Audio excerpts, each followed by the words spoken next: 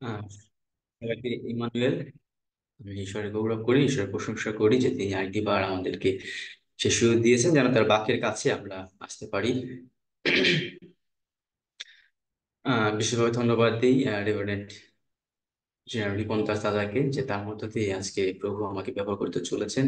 এবং ধন্যবাদ দিই দিদি প্রমীলা দিদিকে, যে তিনি আমাকে সেই সুযোগ দিয়েছেন যেন আজকে প্রভুর বাক্য আমি প্রচার করতে পারি। যদিও বলা হয়েছে যে আমার প্রচারের পূর্বে যেন আমার পরিচয়টা দিই। আমার নাম সুনাম হালদার। বর্তমানে আমি টাঙ্গাইলে রয়েছি এবং সেখানে ফার্স্ট লাভ চার্চ ডিনোমিনেশনের সঙ্গে আমি প্রভু যিশুর সেই পরিচর্যার কাজ আমরা এখানে করছি। এবং আমার একজন স্ত্রী রয়েছে এবং দুজন সন্তান রয়েছেন যারা ঈশ্বরের আশীর্বাদ প্রাপ্ত। এবং আমরা প্রত্যেকে পরিবারগতভাবে আপনাদের প্রত্যেকে শুভেচ্ছা জানাই। আমি বাকি যাব, এবং বাকি যাওয়ার পূর্বে আমি আরেকটিবার অনুরোধ করবো যেন আমরা প্রত্যেকে চোখ বন্ধ করি এবং আমরা প্রার্থনা করি, এবং প্রার্থনা করে আমরা বাকের কাছে যেতে চাই। আসলে আমরা প্রার্থনা করি। সরস্বতী পিতা, তোমাকে গৌরব করে তুমি প্রশংসা করি প্রভু, আরেকটি বার প্রভু, কারণ তুমি সেই সুযোগ আমাদেরকে দিয়েছো যেন তোমার বাক্যের কাছে আমাদের নিজেদেরকে সমর্পণ করতে পারি প্রভু। যে বাক্য তুমি আজকে আমাদের দিকে দিতে চলেছো প্রভু, আমরা বিশ্বাস করি প্রভু সেই বাক্য শক্তিশালী বাক্য প্রভু। এবং আমাদের প্রত্যেককে তুমি আশীর্বাদ করার জন্য আমরা প্রভু প্রত্যেকে সেই বাক্যের থেকে প্রভু সে আরো শক্তিশালী হতে পারি প্রভু, এবং নিজেদের জীবনকে পরিচালনা দান করতে পারি প্রভু। এই মুহূর্তে যারা আমরা এখানে শুনছি প্রভু, প্রত্যেককে আমরা তোমার কাছে নিজেদেরকে সমর্পণ করি প্রভু। তোমাদের প্রত্যেককে তুমি আশীর্বাদ করো, তোমার পবিত্র আত্মার যাচনা করি প্রভু। তোমার সেই পবিত্র আত্মা তুমি আমাদেরকে দান করে, যেমন তোমার সেই বাক্য যেন আমরা বুঝতে পারি। আমাদের জ্ঞানের দ্বারকে তুমি খুলে দাও প্রভু। সেই বাক্য বোঝার মতো শক্তি তুমি আমাদেরকে দান করো। আমাদের সঙ্গে থাকো, সঙ্গে চলে ক্ষুদ্র বিনতি প্রার্থনা তোমার নামে চাই। আমেন। আমেন। ঈশ্বরের গৌরব করি, ঈশ্বরের প্রশংসা করি যে তিনি আরেকটি বার তিনি ব্যবহার করতে চলেছেন। আমরা বিশ্বাস করি আমরা প্রত্যেক ঈশ্বরের সন্তান, এবং আমরা বিশ্বাস করি আমরা বড়দিন খুব সুন্দরভাবে উদযাপন করে এসেছি। এবং আর মাত্র কিছু সময় বলবো, আর মাত্র একটি দিন মাঝখানে রয়েছে যে নতুন বছরে আমাদেরকে পা দিতে হচ্ছে। আমি আজকে বাক্য প্রচার করবার পূর্বে আমি একটি প্রশ্ন আপনাদেরকে করতে চাই, আর সেটি হচ্ছে, আমরা বড়দিনের সময় প্রত্যেকে তারা উঠাই। প্রত্যেক ঘরে সেটি হতে পারে ছোট তারা হোক, বড় তারা হোক, প্লাস্টিকের হোক, কাঠের হোক, বা কাপড়ের হোক, বা কাগজের হোক, যেটি হোক না কেন আমরা চেষ্টা করি যেন একটা তারা আমরা উঠাতে পারি। আর আমরা সারা মাস ধরে সেই ঈশ্বরের সেই প্রভু যীশু খ্রিস্টের সেই জন্ম বারতা, সেই বিভিন্ন বাক্য আমরা শুনেছি। কিন্তু আজকে যদি আমি আপনাদেরকে প্রশ্ন করি যে আমরা আসলে তারা কেন উঠাই, বা তারা উঠানোর কারণ কি, বা এটা এটার সেই তাৎপর্যতা কি, যদি কেউ কিছু বলতে চান আমি 1 মিনিট আপনাদেরকে সময় দিতে চাই। কেন আমরা আসলে তারা উঠাই, এটি আমাদেরকে কি প্রকাশ করে?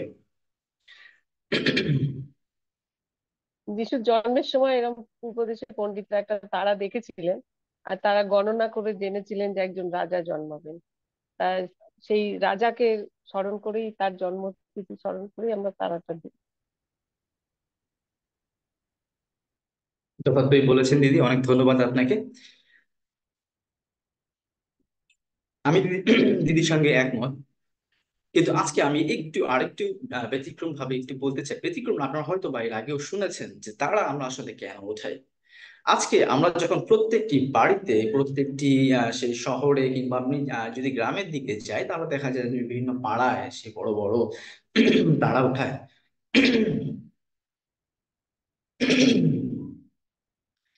আহ, কিন্তু আমরা স্পেসিফিকলি কিন্তু আমরা ঘরেও কিন্তু আমরা সেই তারা আজকে আমরা উঠাই। আমরা যদি সেই মথি আহ 2 অধ্যায় 9 পদে যদি আমরা দেখি, আর সেখানে বলা হয়েছে, রাজার কথা শুনিয়া তাহারা প্রস্থান করিলেন। আর দেখো, পূর্ব দেশে তাহারা যে তারা দেখিয়াছিলেন তাহা তাদের অগ্রে অগ্রে চলিল। শেষে যেখানে শিশুটি ছিলেন তাহার উপরে আসিয়া স্থগিত হইয়া রহিল। আমেন।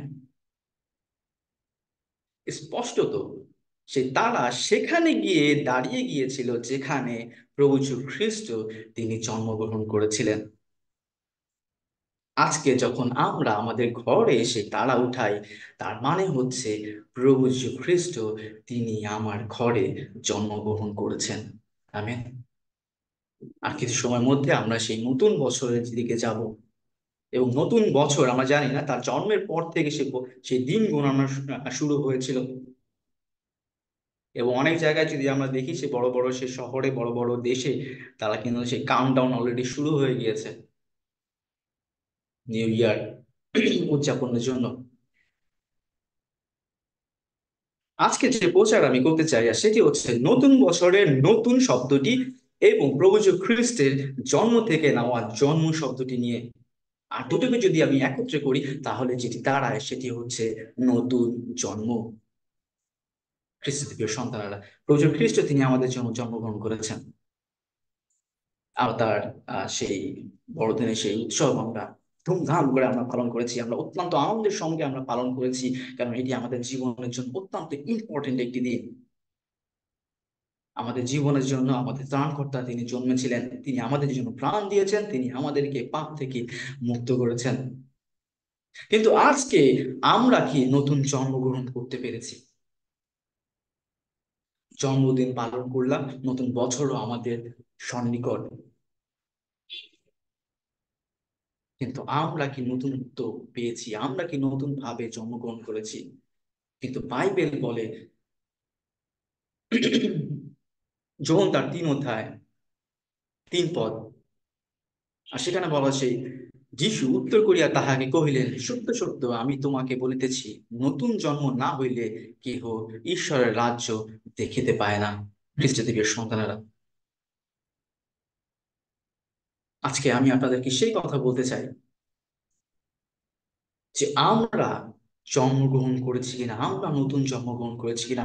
যে বাক্যটি আমি মাত্র পড়লাম সেই বাক্যটি যদি আপনি দেখেন, সেখানে যীশু কিন্তু সেই নিকোদিমকে তিনি বলেছিলেন যে নিকোদিম একজন প্রফেসর ছিলেন, একজন অধ্যক্ষ ছিলেন, এবং তিনি তাকে বলেছিলেন তোমার নতুন জন্মগ্রহণ তুমি যদি না করো তুমি কখনোই ঈশ্বরের রাজ্য দেখতে পারবে না, সেখানে প্রবেশ করার তো প্রশ্নই আসে না। আজকে আমরা আমাদের জীবনে সেই সুযোগ পেয়েছি, আজকে আমরা যেখানে দাঁড়িয়ে রয়েছি সেই সুযোগ আমরা পেয়েছি যেন আমরা আরেকটি বার নতুন জন্মগ্রহণ করতে পারি। আমি কিছুদিনের মধ্যে, এই কয়েকদিন, এক সপ্তাহের মধ্যে আমি শুনেছি প্রায় 2টো মৃত্যুর খবর। খুব কাছের লোক তারা আমাদের ছেড়ে চলে গিয়েছেন। কিন্তু আপনার আমার জীবনে সেই সুযোগ রয়েছে যেন আমরা সে নতুন জন্মগ্রহণ করতে পারি। এবং সেটি কিভাবে? যিশু উত্তর করিলেন, সত্যি সত্যি আমি তোমাদের বলতেছি, যদি কেউ জল এবং আত্মা হইতে না জন্মে তবে সে ঈশ্বরের রাজ্যে প্রবেশ করতে পারে না। আমরা হয়তো ছোটবেলায় বা যখন প্রাপ্তবয়স্ক হয়েছি, অনেক জায়গাতে ছোটবেলাতে সেই জলে অবগাহন দেওয়া হয়, জলে অবগাহন নিয়েছি, কিন্তু আত্মাতে কি আমরা অবগাহন নিয়েছি? কিংবা আত্মাতে কি আমরা সেই নতুন জন্ম লাভ করেছি? আমি অনেক বড় আজকে সেই প্রচার করবো না, ছোট্ট একটি মেসেজ শুধু আমি আপনাদেরকে দিতে চাই। আজকে নতুন জন্মদিন পালন করছি, প্রভু যীশু খ্রিস্টের উৎসব পালন করছি, নতুন বছরের জন্য আমরা প্রস্তুতি নিচ্ছি। অনেক জায়গায় এটাকে ছোট দিনও বলে,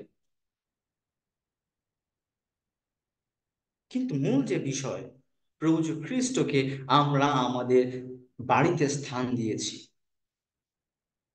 কিন্তু আমরা কি আমাদের অন্তরে তাকে স্থান দিয়েছি?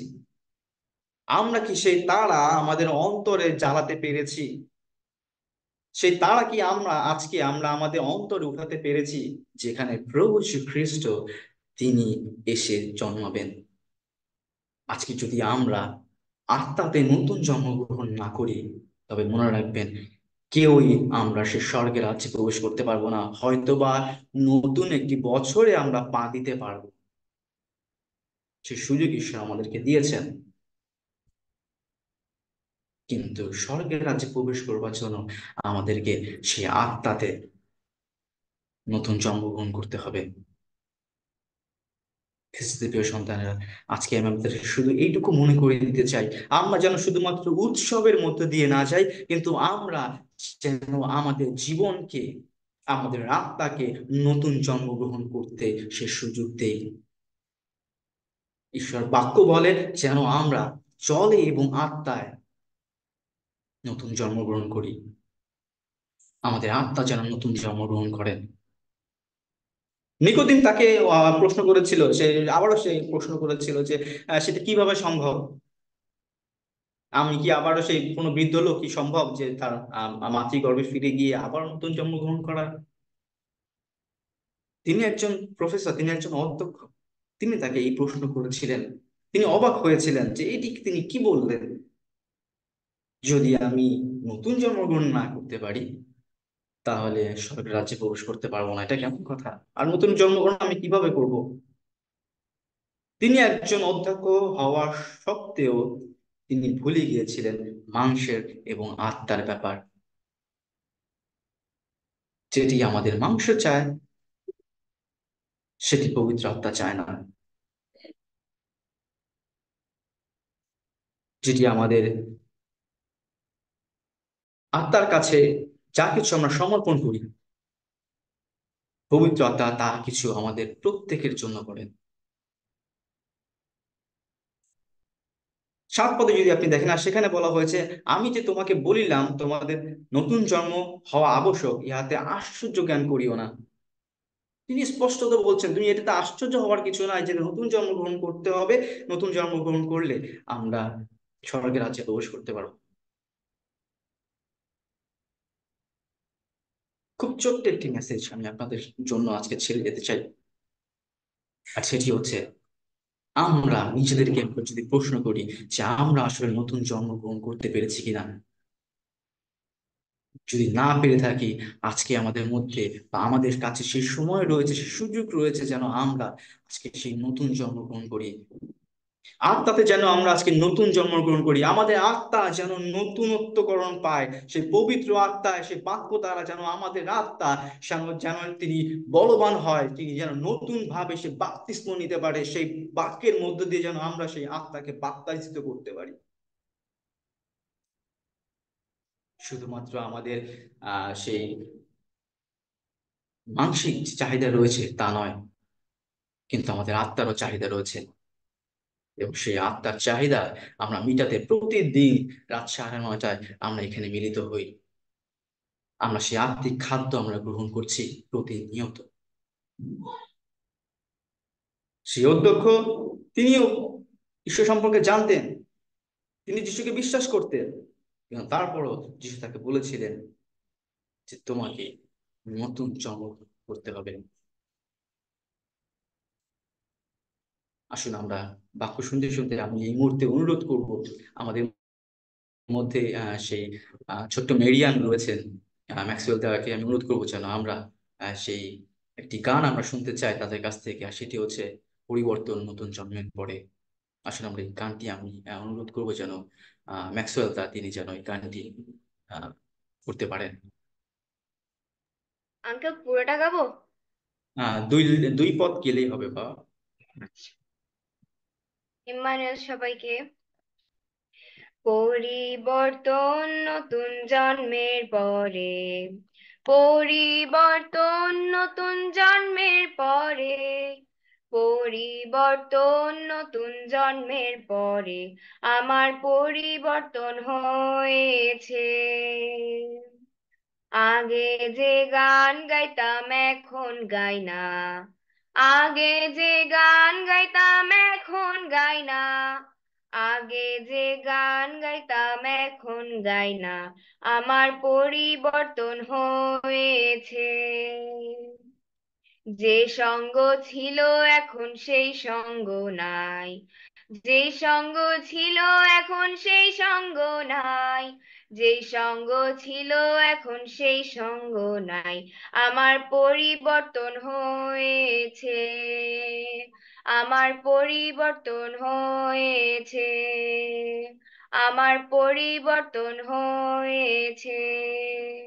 ধন্যবাদ সবাইকে।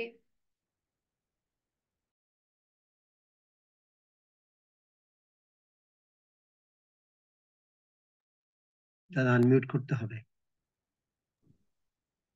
Praise the Lord. প্রভু আমরা তোমার গৌরব করে তোর প্রশংসা করি প্রভু।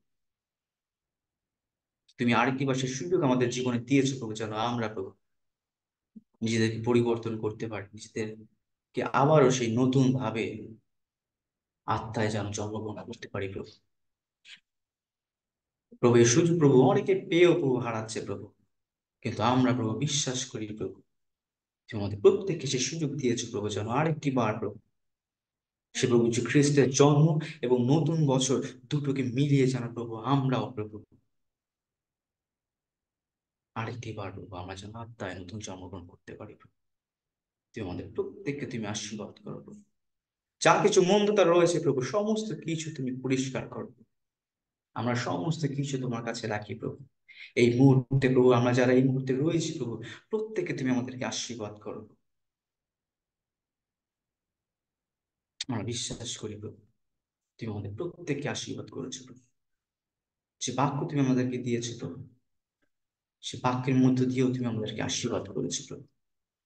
যে গান তোমার উদ্দেশ্যে গাওয়া হয়েছে প্রভু সেই গানের মধ্য দিয়েও তুমি আশীর্বাদ করো প্রভু। হালেলুয়া প্রভু তুমি আমাদের প্রত্যেককে সঙ্গে থাকো, সঙ্গে চলো। এই ক্ষুদ্র বিনতি প্রার্থনা সবসময় তোমায় চাই। আমেন। সবাইকে মানে